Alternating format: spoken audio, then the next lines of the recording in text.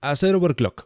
Todo un clásico. De hecho, durante bastante tiempo fue prácticamente un indispensable del PC gaming, pero ¿sabían que a día de hoy no vale demasiado la pena? Sí, efectivamente, hacer overclock a componentes actuales no es algo recomendado básicamente porque las mejoras o ganancias en potencia, la mayoría de casos son mínimas, y de hecho tengo un par de ejemplos con clips de fondo para demostrárselos. En este primer caso, por ejemplo, se puede ver a un procesador como el Ryzen 5 5600X en una comparativa de rendimiento entre su versión stock, overclockeada, con Undervolt y con ambos combinados. Comparativa en la que en realidad nunca se nota una diferencia sustancial de rendimiento, como sí que se nota por ejemplo en las temperaturas, sobre todo cuando aplicamos Undervolt. Por lo que en este primer escenario, de nuevo, overclock no worth. Ahora, para el ejemplo de las GPUs, tenemos una comparativa entre una 3080 en versión stock, con Undervolt y con overclock. En esta sí, hay una ligera diferencia cuando miramos el averaje o promedio de FPS en las gráficas, pero en la que realmente de nuevo no se puede ver una evidencia clara de que sea más recomendable hacer un overclock que hacer un undervolt.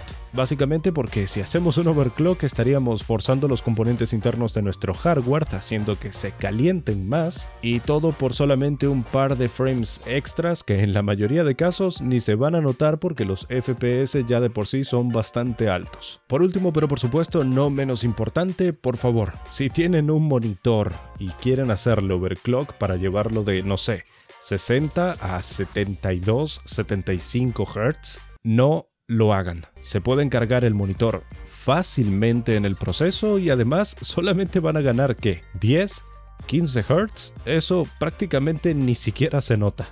El siguiente punto creo que puede interesar a más de uno, porque recientemente escuché que Spotify va a dejar de estar disponible si no tienes el PC activado. Y en este punto creo que el sponsor del video del día de hoy les puede venir de 10. Este video está siendo patrocinado por VIP URCDK, una web bastante conocida de artículos electrónicos y licencias de Microsoft. De hecho, si se van al enlace que les dejo debajo en la descripción y aplican el código de descuento del canal SEGA para un 25% de descuento, una Key OM de Windows 10 Pro y completamente actualizable en un futuro a Windows 11 les sale solamente en $15. El proceso de compra de hecho es bastante sencillo, solo basta con registrarse en la web, añadir el producto al carrito y aplicar el código de descuento del canal. Luego puedes elegir tu método de pago, en el que yo personalmente recomiendo que usen PayPal y listo. Ahora solo quedaría que vayas a tu perfil a reclamar tu código para copiarlo y pegarlo en el apartado de activación de Windows. Gracias a VIP URCDK por patrocinar estos videos y ahora sí, continuamos. Lo de la alfombra reconozco que quizá no es demasiado común aquí en Latinoamérica, pero quería incluirlo porque en mi experiencia personal, incluso usando solamente un móvil que se está cargando sobre una cama, se puede llegar a poner muy pero que muy caliente. Por lo que si hablamos sobre una PC puede aplicarse perfectamente para aquellos que usan o han pensado en usar su laptop encima de su cama.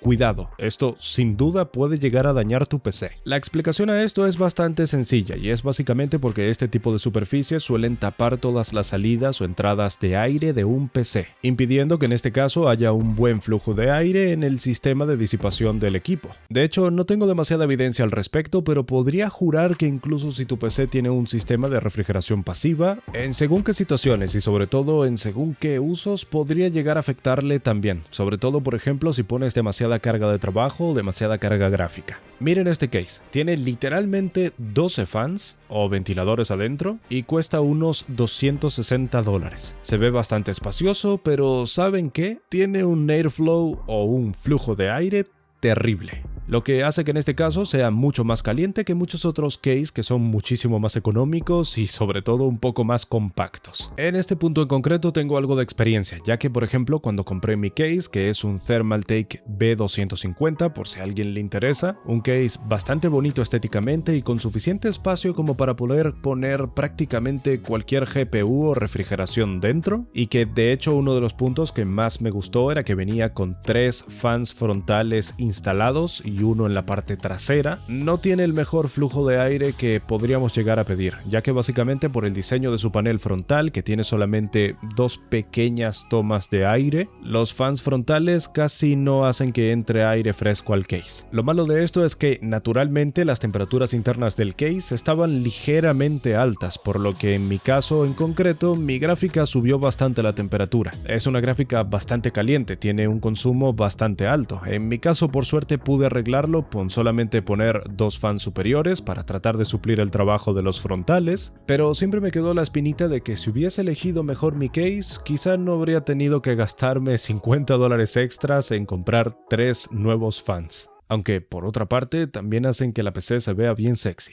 Punto básico en la vida de todo gamer: no compres fuentes de alimentación baratas de marcas desconocidas o especialmente si no son certificadas. Verán, en mi canal de hecho tengo un video detallado sobre un problema que yo tuve con una fuente de poder genérica y que me llevó a gastar mucho más dinero creyendo que mi disco duro se había roto. La realidad de las fuentes de poder no certificadas o muy baratas es que a la mínima que le pidas un poquito de energía o de estabilidad de esa energía te pueden llegar a fallar en cualquier momento. Esto pasa básicamente porque sus componentes internos no son fiables, quizá de la mejor calidad, resistentes o durables, lo que hace que se presenten este tipo de casos, como por ejemplo el mío, en el que la fuente genérica no alimentaba de forma correcta mis discos duros, lo que resultó en básicamente que se apagase el equipo de golpe o se apagasen los discos sin más y la PC se crashase de forma súper random. De hecho, se perdieron varios proyectos en el momento y al final pues quedó todo en